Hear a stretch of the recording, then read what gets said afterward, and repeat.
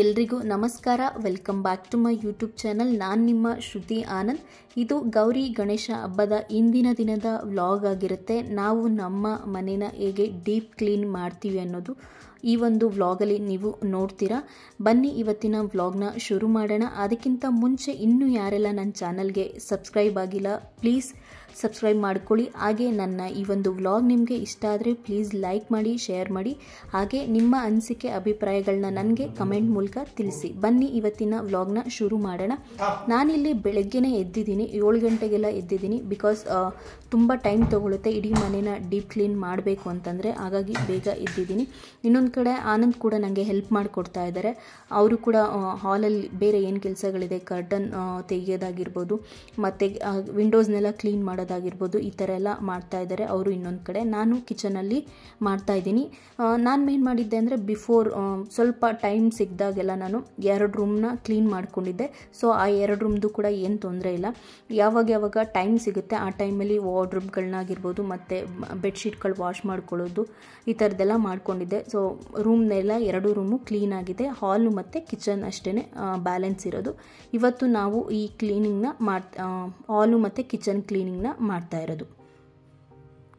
ನಾನು ಹಬ್ಬಕ್ಕೆ ಬಿಫೋರ್ ಯಾವ ಸಂಡೇ ಸಿಗುತ್ತೋ ಆ ಸಂಡೇ ನಾನು ಈ ಕ್ಲೀನಿಂಗ್ನ ಮಾಡೋದು. ಯಾಕೆ ಅಂತಂದರೆ ಮಗುನ ಇಟ್ಕೊಂಡು ಇಡೀ ಮನೇನ ಕ್ಲೀನ್ ಮಾಡೋದು ತುಂಬ ಕಷ್ಟ. ಯಾಕೆ ಅಂತಂದರೆ 1 ಅವರ್ 2 ಅವರ್ಗೆಲ್ಲ ಮುಗಿಯುವಂಥ ಕೆಲಸ ಅಲ್ಲ ಅದು. ತುಂಬ ಟೈಮ್ ತೊಗೊಳುತ್ತೆ. ಬೇಕಂದರೆ ಇಡೀ ದಿನ ಕೂಡ ಆಗ್ಬೋದು, ಇಲ್ಲ ಸಂಜೆವರೆಗೂ ಆಗ್ಬೋದು, ನೈಟ್ವರೆಗೂ ಆಗ್ಬೋದು.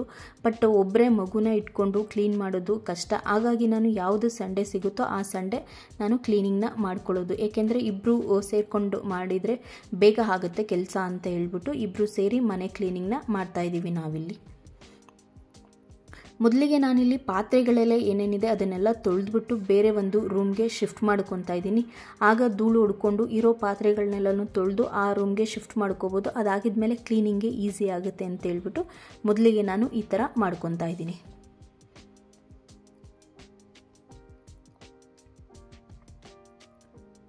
ಈ ತರಕಾರಿ ಸ್ಟ್ಯಾಂಡ್ ಏನಿದೆ, ನಾನು ಅದನ್ನು ಸ್ಟವ್ ಪಕ್ಕ ಇಡೋದ್ರಿಂದ ಫುಲ್ ಜಿಡ್ಡಾಗಿತ್ತು ಎಲ್ಲ. ಅದು ನಾನು ಒಂದು ಕಡೆ ಕ್ಲೀನ್ ಮಾಡ್ಕೊಂಡು ಬರ್ತಾಯಿದ್ರೆ ಅದು ಇನ್ನೊಂದು ಕಡೆ ಹಾಗೆ ಜಿಡ್ಡೆಲ್ಲ ಹಾಗೇ ಇರ್ತಾಯಿತ್ತು. ತುಂಬ ಟೈಮ್ ತೊಗೊಳ್ತು ಇದನ್ನು ಕ್ಲೀನ್ ಮಾಡೋದಕ್ಕೇ.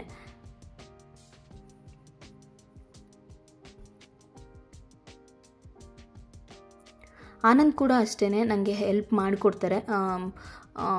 ಮನೇಲಿದ್ದಾರೆ, ನಾನೇನಕ್ಕೆ ಮಾಡಿಕೊಡ್ಬೇಕು ಆ ಥರ ಎಲ್ಲ ಇದು ಮಾಡಲ್ಲ. ಬಿಕಾಸ್ ಅವರು ಕೂಡ ಅರ್ಥ ಮಾಡ್ಕೋತಾರೆ ಸಿಚುವೇಶನ್ ಯಾವ ಥರ ಇದೆ, ಮಗುನ ಇಟ್ಕೊಂಡು ಕೆಲಸ ಮಾಡೋದಕ್ಕೆ ಆಗಲ್ಲ ಅಂತಂದ್ಬಿಟ್ಟು. ನೀವೇ ನೋಡ್ಬೋದು ಎಷ್ಟು ನನಗೆ ಹೆಲ್ಪ್ ಮಾಡಿಕೊಡ್ತಾರೆ ಅಂತ ಅನ್ನೋದು.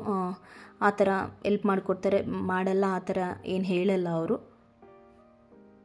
ನಾವು ಇದಕ್ಕಿಂತ ಮುಂಚೆನೂ ಅಷ್ಟೇ ಕೆಲ್ಸಕ್ಕೆ ಹೋಗ್ತಿದ್ದಾಗಲೂ ಅಷ್ಟೇ ಒಬ್ರಿಗೊಬ್ರು ಒಂದೊಂದು ಕೆಲಸನ ಮಾಡ್ಕೊಂಡು ಹೋಗ್ತಾ ಇದ್ವಿ. ಅದು ಅಂಡರ್ಸ್ಟ್ಯಾಂಡಿಂಗ್ ಮೇಲೆ ಡಿಪೆಂಡ್ ಆಗಿರುತ್ತೆ. ನಾವು ಅವ್ರ ಕಷ್ಟ ಅರ್ಥ ಮಾಡಿಕೊಂಡ್ರೆ, ಅವರು ನಮ್ಮ ಕಷ್ಟ ಅರ್ಥ ಮಾಡಿಕೊಂಡ್ರೆ ಯಾವುದೇ ರೀತಿ ಪ್ರಾಬ್ಲಮ್ ಇರೋದಿಲ್ಲ. ಸೊ ನಾವು ಅದೇ ರೀತಿಯಾಗಿಯೇ ಒಬ್ರಿಗೊಬ್ರು ಕಷ್ಟನ ಅರ್ಥ ಮಾಡಿಕೊಂಡು ಪರಿಸ್ಥಿತಿ ಯಾವ ಥರ ಇದೆ ಅನ್ನೋದನ್ನ ತಿಳ್ಕೊಂಡು ಅವ್ರು ನಂಗೆ ಹೆಲ್ಪ್ ಮಾಡಿಕೊಡೋದು, ನಾನು ಅವರಿಗೆ ಹೆಲ್ಪ್ ಮಾಡಿಕೊಡೋದು, ಈ ಥರ ಮಾಡ್ಕೊಂಡು ಹೋಗ್ತಿದ್ವಿ ಬಿಫೋರ್ ಕೂಡ. ಯಕ್ಷಿತ್ ಊಟಕ್ಕಿಂತ ಮುಂಚೆ ನಾನು ಕೆಲ್ಸಕ್ಕೆ ಹೋಗ್ತಿದ್ದಾಗ ಬೆಳಗ್ಗೆಲೂ ಕೂಡ ನನಗೆ ಹೆಲ್ಪ್ ಮಾಡಿಕೊಡೋರು, ಮತ್ತು ಈವ್ನಿಂಗ್ ಆಫೀಸಿಂದ ಬಂದಮೇಲೂ ಕೂಡ ಹೆಲ್ಪ್ ಮಾಡಿಕೊಡೋರು. ಆ ಥರ ಮಾಡ್ಕೊಂಡು ಹೋಗ್ತಿದ್ವಿ. ಇವಾಗಲೂ ಅಷ್ಟೇ ಈ ಥರ ಏನಾದರೂ ಕ್ಲೀನಿಂಗ್ ಇತ್ತು ಅಂದರೆ ನನಗೆ ಹೆಲ್ಪ್ ಮಾಡಿಕೊಡ್ತಾರೆ. ನಾನು ತಿಂಡಿ ಏನು ಮಾಡೋಕ್ಕೆ ಹೋಗಲಿಲ್ಲ. ತಿಂಡಿ ಮಾಡಿದರೆ ಲೇಟ್ ಆಗುತ್ತೆ ಅಂತ ಬೇಗ ಕೆಲಸ ಮುಗಿಸ್ಕೊಳ್ಳೋಣ ಅಂದ್ಬಿಟ್ಟು ತಿಂಡಿ ಏನು ರೆಡಿ ಮಾಡಿರಲಿಲ್ಲ. ಆನಂದ್ ಹೊರಗಡೆಯಿಂದ ತೊಗೊಂಡು ಬಂದಿದ್ದರು. ತಿಂಡಿ ಮಾಡ್ಕೊಂಡು ಕೂತ್ಕೊಂಡ್ರೆ ಲೇಟ್ ಆಗುತ್ತೆ ಮತ್ತು ಬೇಗ ಕೆಲಸಗಳು ಕೂಡ ಆಗಲ್ಲ. ಇನ್ನು ಮುಂದೆ ಹೋಗ್ತಾ ಇರುತ್ತೆ, ಕೆಲಸಗಳೆಲ್ಲ ಹಾಗೆ ಪೆಂಡಿಂಗ್ ಉಳಿದ್ಬಿಡುತ್ತೆ ಅಂದ್ಬಿಟ್ಟು ನಾನು ತಿಂಡಿ ಏನು ರೆಡಿ ಮಾಡಿರಲಿಲ್ಲ. ಯಕ್ಷಿತ್ತಿಗೆ ಸ್ವಲ್ಪ ಸೆರ್ಲಾಕ್ನೇ ತಿನ್ನಿಸಿದ್ದೆ. ಅವನ್ನ ಅವತ್ತು 7 ಗಂಟೆಗೆ ಎದ್ದಿದ್ದ, ನಮ್ಮ ಜೊತೆನೇ ಎದ್ದಿದ್ದ. ಬಟ್ ಅವನಿಗೇನೋ ಗೊತ್ತಿಲ್ಲ, ಅವತ್ತೆಲ್ಲ ಮಲ್ಗೆ ಇಲ್ಲ. ಮಧ್ಯಾಹ್ನ 2 ಗಂಟೆಗೆ ಅವನು ಮಲ್ಕೊಂಡಿರೋದು, ಆ ಥರ ಮಾಡ್ತಿದ್ದ. ಸೊ ನಾನಿಲ್ಲಿ ಪಾತ್ರೆಗಳನ್ನೆಲ್ಲ ತೊಳೆದ್ಬಿಟ್ಟು ಈ ಒಂದು ರೂಮ್ನಲ್ಲಿ ಇಟ್ಕೊತಾ ಇದ್ದೀನಿ ಎಲ್ಲನೂ ಕೂಡ. ಅದಾಗಿದ್ಮೇಲೆ ಆನಂದ್ ಕರ್ಟನ್ಗಳೆಲ್ಲನೂ ತೆಗ್ದಾಕಿದ್ರು. ಅದನ್ನೆಲ್ಲ ಮೆಷಿನ್ಗೆ ಹಾಕ್ಬಿಡೋಣ ಅಂತಂದ್ಬಿಟ್ಟು ಮೆಷಿನ್ಗೆ ಹಾಕ್ತಾಯಿದ್ದೀನಿ. ನಾನು ನಾರ್ಮಲಿ ಬಟ್ಟೆ ಈ ಥರದ್ದು ಕರ್ಟನ್ಗಳನ್ನೆಲ್ಲ ಮೆಷಿನ್ಗೆ ಹಾಕಲ್ಲ. 2-3 ಸರಿಯಿಂದನೂ ಹಾಗೆ ಕೈಯಲ್ಲೇ ವಾಶ್ ಮಾಡಿದ್ದೆ. ಬಟ್ ಒಂದು ಸ್ವಲ್ಪ ಕ್ಲೀನ್ ಆಗಲಿ ಅಂತ ಅಂದ್ಬಿಟ್ಟು ಇಲ್ಲಿ ವಾಶ್ ಮಾಡ್ತಾಯಿದ್ದೀನಿ ಮೆಷಿನ್ಗೆ ಹಾಕ್ಬಿಟ್ಟು. ನಮಗೆ ಹೇಗೆ ಅಂತಂದರೆ ಆನಂದ್ಗೆ ಮತ್ತು ನನಗೆ ಈ ಥರ ಏನಾದರೂ ನಮಗೆ ಕೆಲಸಗಳಿತ್ತು ಡೀಪ್ ಕ್ಲೀನ್ ಮಾಡಬೇಕು ಅಂತಂದರೆ ಈ ಥರ ಸಾಂಗ್ ಕೇಳ್ಕೊಂಡು ಕೆಲಸ ಮಾಡೋದಂದರೆ ನಮಗೆ ತುಂಬ ಇಷ್ಟ. ಹಾಗಾಗಿ ನಾನು ಮತ್ತು ಆನಂದ್ ತುಂಬ ಇಷ್ಟಪಡ್ತೀವಿ ಈ ಥರ ಸಾಂಗ್ ಕೇಳಿಕೊಂಡು ಕೆಲಸ ಮಾಡೋದಕ್ಕೆ. ಕೆಲಸ ಮಾಡ್ತಾ ಇರೋದೇ ಗೊತ್ತಾಗಲ್ಲ ಮತ್ತು ಟೈಮ್ ಹೋಗೋದು ಗೊತ್ತಾಗಲ್ಲ ಮತ್ತು ಕೆಲಸ ಮಾಡ್ತಿದ್ದೀವಿ ಅಂತಲೂ ಕೂಡ ಅನಿಸಲ್ಲ. ಆ ಥರ ಇರುತ್ತೆ. ಸಾಂಗ್ ಕೇಳಿಕೊಂಡು ಕೆಲಸ ಮಾಡ್ತಾಯಿದ್ರೆ ಒಂಥರ ಖುಷಿ. ಹಾಗಾಗಿ ಸಾಂಗ್ ಕೇಳಿಕೊಂಡು ಕೆಲಸ ಮಾಡ್ತಾಯಿದ್ದೀವಿ. ಮೊದಲಿಗೆ ನಾನಿಲ್ಲಿ ಎಲ್ಲ ಪಾತ್ರೆಗಳನ್ನೆಲ್ಲನೂ ಸ್ವಲ್ಪ ಮೇಲ್ಗಡೆ ಎಲ್ಲ ಏನೇನಿತ್ತು ಸೆಲ್ಫ್ ಮೇಲೆ ಅದನ್ನೆಲ್ಲ ಆ ರೂಮ್ಗೆ ಶಿಫ್ಟ್ ಮಾಡಿ ನಾನಿಲ್ಲಿ ಧೂಳು ತೆಗಿಯೋಣ ಅಂತೇಳ್ಬಿಟ್ಟು ಧೂಳು ತೆಗಿತಾ ಇದ್ದೀನಿ. ಹಾಲ್ದು ಆನಂದ್ ಆಮೇಲೆ ಬಂದಮೇಲೆ ತೆಗಿತಾರೆ ಅಂತ ಅಂದ್ಬಿಟ್ಟು ಆನಂದ್ ಹೊರಗಡೆ ಹೋಗಿದ್ದರು. ಹಾಗಾಗಿ ಅವ್ರು ಬರೋ ಅಷ್ಟರಲ್ಲಿ ನಾನು ಇದನ್ನು ತೆಗೆದುಬಿಟ್ಟು ಧೂಳನ್ನ ಆಮೇಲೆ ಕ್ಲೀನ್ ಮಾಡ್ಕೊಳ್ಳೋದಕ್ಕೆ ಸರಿ ಹೋಗುತ್ತೆ ಅಂತೇಳ್ಬಿಟ್ಟು ಮಾಡ್ಕೊತಾ ಇದ್ದೀನಿ. ನಾನು ಪ್ರತಿನಿತ್ಯ ಕ್ಲೀನ್ ಮಾಡ್ಕೊತಾನೆ ಇರ್ತೀನಿ. ಬಟ್ ಹಬ್ಬ ಅಂತ ಬಂದಾಗ ಈ ಥರ ಏನೋ ಡೀಪ್ ಕ್ಲೀನ್ ಮಾಡಿ ಹಬ್ಬ ಮಾಡಿದ್ರೇ ಏನೋ ಒಂಥರ ಮನಸ್ಸಿಗೆ ಸಮಾಧಾನ. ಹಾಗಾಗಿ ನಾನು ಪ್ರತಿ ಹಬ್ಬದಲ್ಲೂ ಕೂಡ ಲಾಸ್ಟ್ ವರಮಹಾಲಕ್ಷ್ಮಿ ಹಬ್ಬದಲ್ಲಿ ನನಗೆ ಈ ಥರ ಎಲ್ಲ ಕ್ಲೀನ್ ಮಾಡೋಕ್ಕಾಗಿರಲಿಲ್ಲ. ಬಿಕಾಸ್ ಯಕ್ಷಿತ್ಗೆ ಹುಷಾರಿರಲಿಲ್ಲ, ಆ ವಾರ ಪೂರ್ತಿ ಅವನಿಗೆ ಹುಷಾರಿರಲಿಲ್ಲ. ಹಾಗಾಗಿ ನಾನು ವರಮಹಾಲಕ್ಷ್ಮಿ ಹಬ್ಬದ ಟೈಮಲ್ಲೇನು ಮಾಡೋಕ್ಕೆ ಹೋಗಿರಲಿಲ್ಲ. ಅದಕ್ಕೆ ನಾನು ಈ ಟೈಮಲ್ಲಿ ಮಾಡ್ಕೊತಾ ಇರೋದು. ಆ ಧೂಳೆಲ್ಲನೂ ತೆಗೆದಿದ್ದಾಗಿದ್ಮೇಲೆ ಈ ಥರ ಪಾತ್ರೆ ಸ್ಟ್ಯಾಂಡಲ್ಲಿ ಪಾತ್ರೆ ಏನಿದ್ವೋ ಅವನ್ನೆಲ್ಲನೂ ತೊಳೆಯೋದಕ್ಕೆ ಅಂತ ಅಂದ್ಬಿಟ್ಟು ಹಾಕ್ತಾಯಿದ್ದೀನಿ. ಬೇಗ ಪಾತ್ರೆಗಳನ್ನೆಲ್ಲನೂ ತೊಳ್ಕೊಬಿಡೋಣ ಅಂತ ಅಂದ್ಬಿಟ್ಟು. ಯಕ್ಷಿತ್ ನೋಡಿ ಅಲ್ಲಿ ಏನು ಮಾಡ್ತಿದ್ದಾನೆ ಅಂತ. ನಮ್ಮ ಊರಿನ ಕಡೆ ಎಲ್ಲ ಈ ಥರ ಹಬ್ಬದ ಟೈಮಲ್ಲಿ ಏನಾದರೂ ಮನೆ ಕ್ಲೀನ್ ಮಾಡಬೇಕು ಅಂದರೆ ಯಾವ ಥರ ಮಾಡ್ತಿದ್ರು ಅಂದರೆ ಅವರು ಮನೆಯೆಲ್ಲ ಕ್ಲೀನ್ ಮಾಡಿದ್ದಾಗಿದ್ಮೇಲೆ ಪಾತ್ರೆಗಳೆಲ್ಲ ವಾಶ್ ಮಾಡಿದ್ದಾಗಿದ್ಮೇಲೆ ಅವರು ನೆಕ್ಸ್ಟ್ ಡೇನೇ ಮತ್ತೆ ಅಡುಗೆ ಮನೆಯಲ್ಲಿ ಅಡುಗೆ ಮಾಡ್ತಾಯಿದ್ದಿದ್ದು. ಪೂಜೆ ಎಲ್ಲ ಮುಗಿಸಿ ಎಲ್ಲ ಆದಮೇಲೆ ಬಿಫೋರ್ ಅದಕ್ಕಿಂತ ಮುಂಚೆ ಅವರು ಹೊರಗಡೆ ಅಡುಗೆ ಮಾಡಿಕೊಂಡು ತಿಂತಾಯಿದ್ದಿದ್ದು ಆ ಥರ ಇತ್ತು. ಬಟ್ ಇವಾಗ ಆ ಥರ ಎಲ್ಲ ಮಾಡಲ್ಲ. ಎಲ್ಲ ಅದು ಪಾತ್ರೆಗಳೆಲ್ಲನೂ ತೊಳೆದಾಗಿದ್ಮೇಲೆ ನಾನಿಲ್ಲಿ ಕರ್ಟನ್ಗಳು ಎಲ್ಲ ತೆಗೆದಾದ್ಮೇಲೆ ಸೋಫಾ ಕವರ್ಗಳೆಲ್ಲನೂ ಮಿಷಿನ್ಗೆ ಹಾಕೋಣ ಅಂತೇಳ್ಬಿಟ್ಟು ತೆಗಿತಾ ಇದ್ದೀನಿ. ಇದು ಆ್ಯಕ್ಚುಲಿ ಒಳಗಡೆ ಇನ್ನೊಂದು ಫ್ಯಾಬ್ರಿಕ್ ಇರೋವಂಥದ್ದು. ನಾನು ಇದನ್ನು ನಾರ್ಮಲಿ ಯಾವಾಗಲೂ ಜಾಸ್ತಿ ವಾಶ್ ಮಾಡಲ್ಲ. ಬಟ್ ಈ ನಡುವೆ ತುಂಬ ಅಂದರೆ ತುಂಬ ಗಲೀಜಾಗಿತ್ತು. ಹಾಗಾಗಿ ಅದನ್ನು ಕೂಡ ಎಲ್ಲನೂ ತೆಗೆದುಬಿಟ್ಟು ನೀಟಾಗಿ ವಾಶ್ ಮಾಡೋಣ ಅಂತಂದ್ಬಿಟ್ಟು ಒಂದೊಂದನ್ನೇ ತೆಗಿತಾ ಇದ್ದೀವಿ. ಇಲ್ಲಿ ಯಕ್ಷಿತ್ತಲ್ಲಿ ಏನೋ ಇದು ಮಾತಾಡ್ತಾ ಇದ್ದ, ಹಾಗಾಗಿ ನಗು ಬರ್ತಾಯಿತ್ತು. ನಮ್ಗೆ ಈ ಥರ ಏನಾದರೂ ಕೆಲಸ ಮಾಡಬೇಕಂದ್ರೆ ನಮಗೆ ಟಯರ್ಡಾಗಿದೆ ಅಂತಲೇ ಅನಿಸಲ್ಲ. ಅಷ್ಟು ತಮಾಷೆಯಾಗಿ ಮಾತಾಡಿಕೊಂಡು ಕೆಲಸ ಮಾಡ್ತಾ ಇರ್ತೀವಿ ನಾವು. ಸೋಫಾ ಕವರೆಲ್ಲನೂ ತೆಗೆದು ಆಗಿದ್ಮೇಲೆ ಆನಂದ್ ನೀಟಾಗೆಲ್ಲನೂ ಧೂಳು ತೆಗಿತಾ ಇದ್ದಾರೆ. ಅಷ್ಟೊಂದೇನು ಧೂಳಿರಲ್ಲ, ಆಗಿಂದಾಗೆ ಕ್ಲೀನ್ ಮಾಡ್ಕೊತೀನಿ. ಬಟ್ ಈ ಥರ ಡೀಪ್ ಕ್ಲೀನ್ ಮಾಡೋ ಟೈಮಲ್ಲಿ ಮಾಡಲೇಬೇಕಾಗುತ್ತೆ. ಅದು ಆಗಿದ್ಮೇಲೆ ಬಟ್ಟೆ ಎಲ್ಲ ವಾಶ್ ಆಗಿತ್ತು. ಕರ್ಟನ್ಗಳೇನಿದೆ ಅದೆಲ್ಲ ವಾಶ್ ಆಗಿತ್ತು. ಅದನ್ನು ಆನಂದ್ ಒಣಗಾಕ್ತಾಯಿದ್ರು. ಅದಾಗಿದ್ಮೇಲೆ ಹಾಲಲ್ಲಿ ಈ ಥರ ನಮ್ಮದು ಒಂದು ದೊಡ್ಡ ಫ್ರೇಮ್ ಇದೆ. ಇದನ್ನು ತೆಗೆದುಬಿಟ್ಟು ನೀಟಾಗಿ ಗಲೀಜು ಧೂಳಾಗಿದ್ರೆ ಅಂತ ಅಂದ್ಬಿಟ್ಟು ಅದನ್ನು ಕೂಡ ವಾಶ್ ಮಾಡ್ತಾಯಿದ್ರು. ಮತ್ತು ಸೋಫಾ ಕವರ್ಗಳೆಲ್ಲ ಮೆಷಿನ್ಗೆ ಹಾಕಿದ್ನಲ್ಲ ಅದು ಕೂಡ ಎಲ್ಲ ವಾಶ್ ಆಗಿತ್ತು. ಅದನ್ನು ನಾನು ಮತ್ತು ಅವರು ಇಬ್ಬರು ಸೇರಿಕೊಂಡು ಒಣಗಾಕ್ತಾಯಿದ್ವಿ. ನಮಗೆ ಟೈಮ್ ತೊಗೊಳ್ಳೋ ಪಾರ್ಟ್ ಅಂತಂದರೆ ಈ ಟಿ ವಿ ಶೋಕೇಸ್ ತುಂಬ ಅಂದರೆ ತುಂಬ ಟೈಮ್ ತೊಗೊಳ್ಳೋ. ಇದಕ್ಕೆ ಒನ್ ಅವರ್ ಮೇಲೆ ಆಯಿತು ಅನಿಸುತ್ತೆ. ಇದನ್ನೆಲ್ಲನೂ ನೀಟಾಗಿ ಎಲ್ಲನೂ ಒಂದು ಕಡೆಯಿಂದ ಮತ್ತೆಲ್ಲನೂ ತೆಗೆದು ಧೂಳೆಲ್ಲನೂ ತೆಗೆದು ಮತ್ತು ಅವುಗಳನ್ನೆಲ್ಲ ಒರೆಸಿ ಮತ್ತೆ ಅಲ್ಲಿಗೆ ಜೋಡಿಸೋ ಅಷ್ಟರಲ್ಲಿ ತುಂಬ ಟೈಮ್ ತೊಗೊಳುತ್ತೆ. ಯಕ್ಷಿತ್ನ ಕೂಡ ನಾರ್ಮಲಿ ಅವನು ಹೇಗೆ ಅಂತಂದರೆ ಒಂದು 7 ಗಂಟೆ ಹಂಗೇನಾದರೂ ಇದ್ದರೆ 9 ಗಂಟೆ 11 ಗಂಟೆ ಹಾಗೆಲ್ಲ ಮಲಗಿಬಿಡ್ತಾನೆ. ಬಟ್ ಅವತ್ತು ಮಲಗೇ ಇಲ್ಲ. ಅವನು ಹೇಳಿದ್ನಲ್ಲ 2 ಗಂಟೆ ಅವ್ನು ಮಲ್ಕೊಂಡಾಗ 7 ಗಂಟೆಗೆ ಎದ್ದಿದ್ದು, 2 ಗಂಟೆಗೆ ಮಲ್ಕೊಂಡಿದ್ದು. ಆನಂದಲ್ಲಿ ಬೇಗ ಕೂಡ ಒರೆಸ್ಬಿಟ್ಟು ಅಂತ ಹೇಳ್ತಾಯಿದ್ರು. ನನಗೆ ಹೇಗೆ ಅಂತಂದರೆ ಏನೇ ಕೆಲಸ ಮಾಡಿದ್ರು ನೀಟಾಗಿ ಮಾಡಬೇಕು ಮತ್ತು ಕ್ಲೀನಾಗಿ ಮಾಡಬೇಕು. ಅವರು ಬೈತಾ ಇರ್ತಾರೆ, ಇದೇನು ನಿನ್ನ ಸ್ವಂತ ಮನೇನ ಆ ಥರ ಕ್ಲೀನ್ ಮಾಡ್ತಿದ್ದೆಲ್ಲ ಅಷ್ಟೊಂದು ಡೀಪಾಗಿ ಅಂತ. ನನ್ನದು ಪಾಲಿಸಿ ಏನು ಅಂತಂದರೆ ನಾವಿರೋವರೆಗೂ ಅದು ನಮ್ಮ ಮನೆ, ನಾವು ಹೋದ್ಮೇಲೆ ಅದು ಬೇರೆಯವ್ರ ಮನೆ. ಬಟ್ ನಾವಿರೋ ತನಕ ಆ ಮನೇನ ಎಷ್ಟು ಆಗುತ್ತೋ ಅಷ್ಟು ನೀಟಾಗಿ ಇಟ್ಕೊಳ್ಳೋದು ನಮ್ಮ ಜವಾಬ್ದಾರಿ. ಇವಾಗ ಅವರು ಹೋದ್ಮೇಲೂ ಅಷ್ಟೇ ಅವ್ರು ನಮ್ಮನ್ನು ಹೇಳಬೇಕು ನೀಟಾಗಿ ಇಟ್ಕೊಂಡಿದ್ದಾರೆ ಅಂತ. ಬೈಕೋಬಾರ್ದು. ಆ ಥರ ನಂದು ನೀಟಾಗಿ ಇಟ್ಕೋಬೇಕು ಅಂತ. ಇಲ್ಲಿ ಮೇಲೆಲ್ಲ ಜಿಡ್ಡೆಲ್ಲ ಆಗಿರುತ್ತೆ ಆಯಿಲ್ದು. ಆ ಥರ ಎಲ್ಲ ಕ್ಲೀನ್ ಮಾಡಿದ್ರು ಆನಂದ್ ರೇಗಾಡ್ತಾ ಇರ್ತಾರೆ. ಅಲ್ಲೆಲ್ಲ ಸೋಪ್ ಹಾಕೆಲ್ಲನೂ ಒರೆಸ್ತಾ ಇರ್ತೀಯ, ಅದೆಲ್ಲನೂ ಮಾಡಬೇಕಂತಂದ್ಬಿಟ್ಟು ಮೇಲೆಲ್ಲ ಕ್ಲೀನ್ ಮಾಡಿ ನಾನು ಪೇಪರ್ ಹಾಕ್ತೀನಿ ಅಲ್ಲಿ ಮೇಲೆ, ಜಾಸ್ತಿ ಜಿಡ್ಡು ಆಗಬಾರ್ದು ಅಂದ್ಬಿಟ್ಟು. ಅದಾದಮೇಲೆ ಆನಂದ್ ಈ ಕಡೆ ಫ್ರಿಡ್ಜ್ ಇತ್ತಲ್ಲ ಅದನ್ನೆಲ್ಲ ನೀಟಾಗಿ ಒರೆಸ್ಕೊತಾ ಇದ್ರು. ನಾನಿಲ್ಲಿ ಇನ್ನೊಂದು ಕಬೋರ್ಡ್ ಇತ್ತಲ್ಲ ಈ ಸೈಡ್ ಇದೆ, ಅದನ್ನು ಕ್ಲೀನ್ ಮಾಡ್ಕೊತಾ ಇದ್ದೀನಿ. ಹಾಗೆ ಆನಂದ್ ವಾಟರ್ ಫಿಲ್ಟರ್ ಇತ್ತು, ಅದನ್ನು ಕ್ಲೀನ್ ಮಾಡ್ಕೊತಾ ಇದ್ದಾರೆ. ನಾನು ಹೇಗೆ ಅಂತಂದರೆ ಐಟಮ್ಗಳೆಲ್ಲ ಖಾಲಿಯಾಗಿದ್ದ ತಕ್ಷಣ ಬಾಕ್ಸ್ಗಳನ್ನ ಆಗಿಂದಾಗೆ ವಾಶ್ ಮಾಡಿ ಆಮೇಲೆ ಮತ್ತೆ ಅವುಗಳಿಗೆ ಐಟಮ್ನ ಹಾಕಿಟ್ಕೊಳ್ಳೋದು. ಹಾಗಾಗಿ ನಾನು ಬಾಕ್ಸ್ಗಳನ್ನೇನು ವಾಶ್ ಮಾಡೋಕ್ಕೆ ಹೋಗ್ತಾಯಿಲ್ಲ, ಹಾಗೆ ಒರೆಸಿ ಇಟ್ಕೊತಾ ಇದ್ದೀನಿ.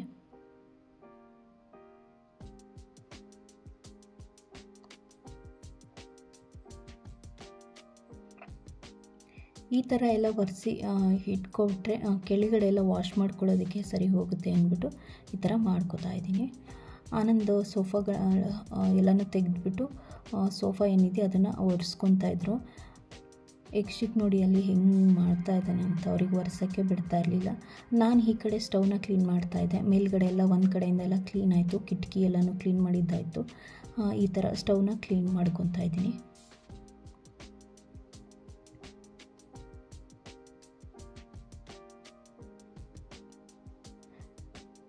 ಎಷ್ಟು ಸಾಧ್ಯನೋ ಅಷ್ಟು ಬೇಗ ಆಗಲಿ ಅಂದ್ಬಿಟ್ಟು ಬೇಗ ಮಾಡ್ಕೊತಾ ಇದ್ದೀವಿ.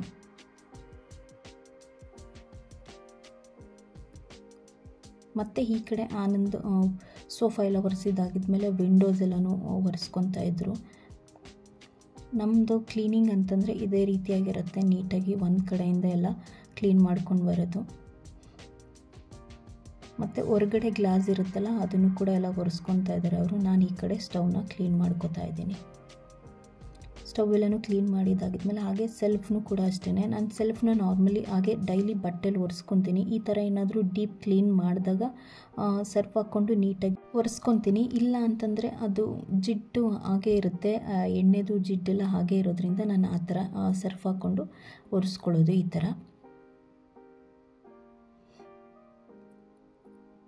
ಮತ್ತು ಒಗ್ಗರಣೆ ಹಾಕಿದ ಟೈಮಲ್ಲಿ ಇಲ್ಲಾಂದರೆ ವಿಷಲ್ ಬರೋ ಟೈಮಲ್ಲೆಲ್ಲ ಆರಿರುತ್ತಲ್ವ, ಹಾಗಾಗಿ ಸುತ್ತಮುತ್ತ ನೀಟಾಗಿ ಏನಿದೆಯೋ ಅದನ್ನೆಲ್ಲನೂ ಕೂಡ ಒರೆಸ್ಕೊತಾ ಇದ್ದೀನಿ.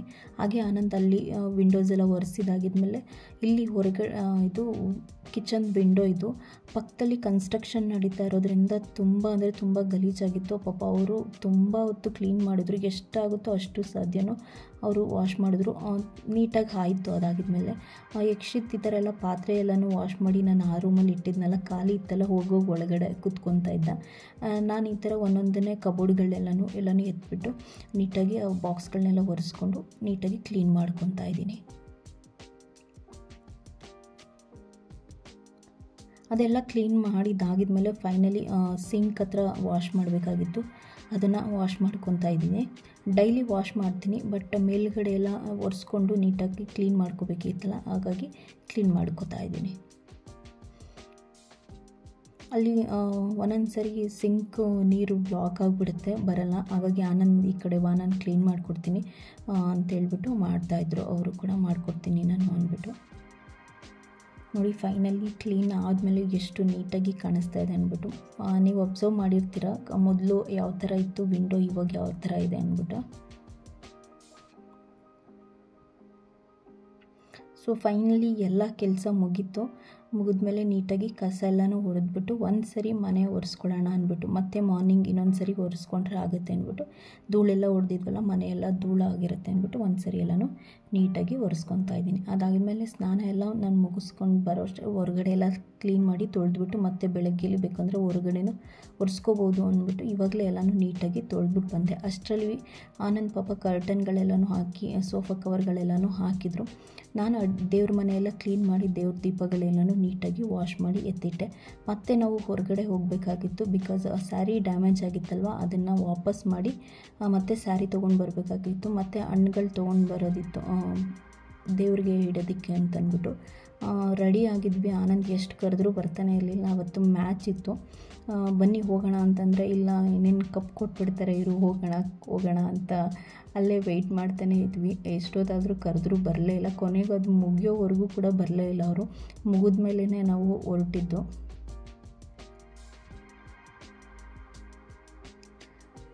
ನಾವು ಹೊರಟ್ರೆ ಬರ್ತಾರೆ ಅಂತಂದ್ಬಿಟ್ಟು ನಾನು ಯಕ್ಷಿತ್ ಇಬ್ಬರು ಹೊರಗಡೆ ಬಂದು ವೆಯ್ಟ್ ಮಾಡ್ತಾಯಿದ್ವಿ. ಹಾಗಾದರೂ ಬರಲೇ ಇಲ್ಲ ಅವರು. ಎಷ್ಟೋ ತನಕನೂ ವೆಯ್ಟ್ ಮಾಡ್ತಾನೆ ಇದ್ವಿ. ಆಮೇಲೆ ಸರಿ ಹೋಗೋಣ ಅಂತಂದ್ಬಿಟ್ಟು ಆಮೇಲೆ ಬಂದರು ಅವರು.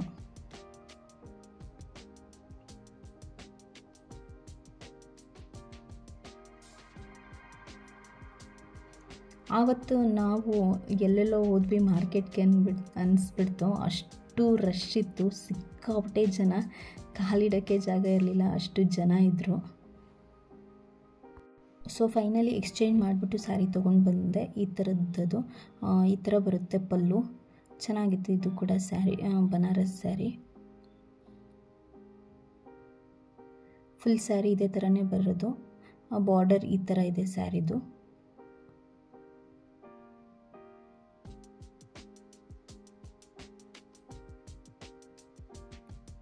ಪಲ್ಲು ಯಾವ ಥರ ಇದೆಯೋ ಬ್ಲೌಸ್ ಕೂಡ ಅದೇ ಥರನೇ ಇದೆ. ಇದು ಬ್ಲೌಸು, ನೀವೇನು ನೋಡ್ತಾ ಇದ್ದೀರಾ ಇವಾಗ, ಇದು ಬ್ಲೌಸು.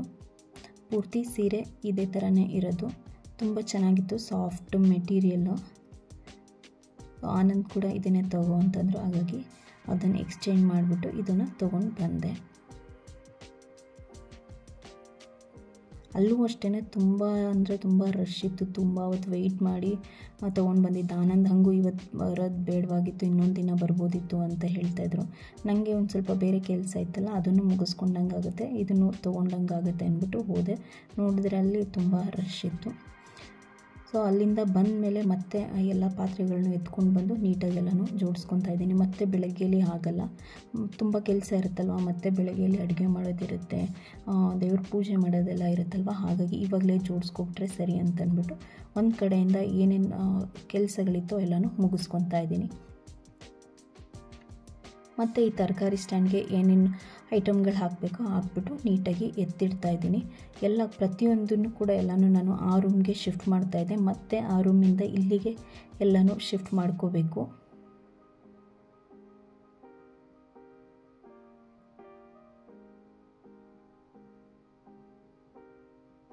ಅದಾದಮೇಲೆ ಸ್ವಲ್ಪ ನಾನೇನು ಜಾಸ್ತಿ ಬೆಳಗ್ಗೆನೂ ಮಾಡಿರಲಿಲ್ಲ, ಮಧ್ಯಾಹ್ನನೂ ಅಡುಗೆ ಮಾಡಿರಲಿಲ್ಲ, 2 ಟೈಮು ಹೊರಗಡೆನೇ ತಿಂದಿದ್ದು.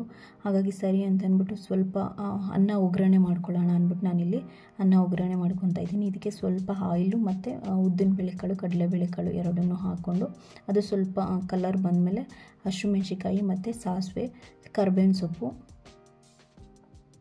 ಇಷ್ಟನ್ನು ಹಾಕ್ಕೊಂಡು, ಅದಾಗಿದ್ಮೇಲೆ ಅದಕ್ಕೆ ಬೆಳ್ಳುಳ್ಳಿ ಹಾಕ್ಕೋಬೇಕು.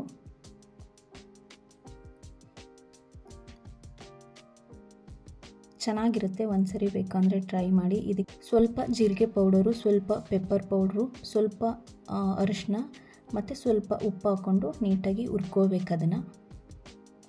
ಆಮೇಲೆ ನಾವೇನು ರೈಸ್ ಮಾಡಿ ಇಟ್ಕೊಂಡಿರ್ತೀವೋ ಆ ರೈಸ್ನ ಹಾಕ್ಕೋಬೇಕು. ಅದಕ್ಕೆ ಸ್ವಲ್ಪ ಕೊತ್ತಂಬರಿ ಸೊಪ್ಪು ನೋಡಿಕೊಂಡು, ಇನ್ನೂ ಸ್ವಲ್ಪ ಉಪ್ಪು ಬೇಕು ಅಂತಂದರೆ ಉಪ್ಪು ಹಾಕ್ಕೊಂಡ್ರೆ ರೆಡಿ ಆಗುತ್ತೆ ಅನ್ನ ಒಗ್ಗರಣೆ. ಇಷ್ಟೇ ಇವತ್ತಿನ ಡಿನ್ನರು. ನಾನಿಲ್ಲಿ ಸ್ವಲ್ಪ ಒಬ್ಬಟ್ಟಿಗೆ ಹೂರಣ ರೆಡಿ ಮಾಡ್ಕೊಳ್ಳೋಣ ಅಂತ ಹೇಳ್ಬಿಟ್ಟು ರೆಡಿ ಮಾಡ್ಕೊತಾ ಇದ್ದೀನಿ. ನಾನಿಲ್ಲಿ ಒಂದು 1/4 kg ಆಗುವಷ್ಟು ಕಡಲೆಬೇಳೆನ ತೊಗೊಂಡಿದ್ದೀನಿ. ಇದನ್ನು ಒಂದು 2ರಿಂದ 3 ವಿಷಲ್ ಕೂಗಿಸ್ಕೊಂಡ್ರೆ ಸಾಕು, ಅಷ್ಟು ಬೆಂದರೆ ಸಾಕಾಗುತ್ತೆ. ಹಾಗೆ ನಾನಿಲ್ಲಿ ಒಂದು 2.5 ಅಚ್ಚು ಬೆಲ್ಲ ತೊಗೊಂಡಿದ್ದೀನಿ. ನಾನು ಪಾಕ ಏನು ತೊಗೊಳ್ಳಲ್ಲ, ಹಂಗೇ ಒಂದು ಸ್ವಲ್ಪ ಅದು ಕುದಿ ಬಂದಮೇಲೆ ಚೆನ್ನಾಗಿ ಅದಕ್ಕೆ ಸ್ವಲ್ಪ ನಾನೇನು ಕೂಗಿಸಿಟ್ಕೊಂಡಿದ್ದನ್ನ ಕಡಲೆಬೇಳೆನ ಹಾಕ್ಕೊತೀನಿ. ಇಷ್ಟ ಆದರೆ ಸಾಕು. ನೋಡ್ತಾ ಇರ್ಬೋದು ನೀವು ಯಾವ ಥರ ಕುದೀತಾ ಇದೆ. ಇನ್ನೂ ಸ್ವಲ್ಪ ಬೆಲ್ಲ ಎಲ್ಲ ಹಾಗೆ ಇತ್ತು. ಫೈನಲಿ ಆಗಿದೆ ಇದು. ಇದಕ್ಕೆ ನಾನು ಕೂಗಿಸಿಟ್ಕೊಂಡಿದ್ನಲ್ಲ ಕಡಲೆಬೇಳೆ, ಅದನ್ನು ಹಾಕ್ಕೊತಾ ಇದ್ದೀನಿ.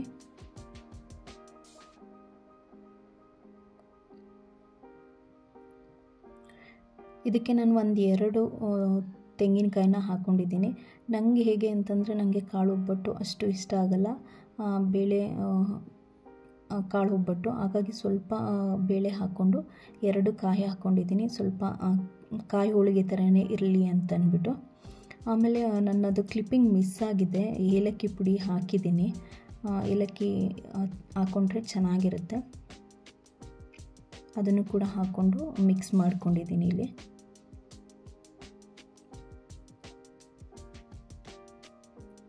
ಬೆಳಗ್ಗೆ ಎದ್ಮೇಲೆ ಅಷ್ಟೇ ತುಂಬ ಕೆಲಸ ಇರುತ್ತೆ. ಈ ಥರದ ಕೆಲಸಗಳೆಲ್ಲ ತುಂಬ ಟೈಮ್ ತೊಗೊಳುತ್ತೆ. ಹಾಗಾಗಿ ರೆಡಿ ಮಾಡಿ ಇಟ್ಬಿಡೋಣ ಅಂತ ಅಂದ್ಬಿಟ್ಟು ರೆಡಿ ಮಾಡ್ತೀನಿ. ಇದೆಲ್ಲ ಮುಗಿಸಿ ನಾನು ಮಲಗೋ ಅಷ್ಟರಲ್ಲೇ 12 ಗಂಟೆ ಆಯಿತು. ಮತ್ತೆ ಒಂದು 6 ಗಂಟೆ ಹಂಗೆ ಎದ್ದೇಳಬೇಕು ಅನ್ನೋ ಪ್ಲ್ಯಾನ್ ಇತ್ತು ನನಗೆ. ಬೆಳಗ್ಗೆ 7 ಗಂಟೆಲಿ ಎದ್ದಿದ್ದು. ಅಷ್ಟು ಕೆಲಸಗಳೆಲ್ಲನೂ ಮುಗಿಸಿ ಮತ್ತೆ ಇದನ್ನೆಲ್ಲ ರೆಡಿ ಮಾಡಿ ಮಲಗೋ ಅಷ್ಟರಲ್ಲಿ 12 ಗಂಟೆ ಆಯಿತು. ಸೊ ಫೈನಲಿ ಒಬ್ಬಟ್ಟಿಗೆ ಅಂತಂದ್ಬಿಟ್ಟು ಹೂರಣ ರೆಡಿ ಆಯಿತು. ಇಷ್ಟೇ, ಇದನ್ನು ರುಬ್ಬಿಟ್ಟು ಇಟ್ಕೊಂಡ್ರೆ ಅಲ್ಲಿಗೆ ಒಬ್ಬಟ್ಟು ಹೂರ್ಣ ರೆಡಿ ಆಗುತ್ತೆ.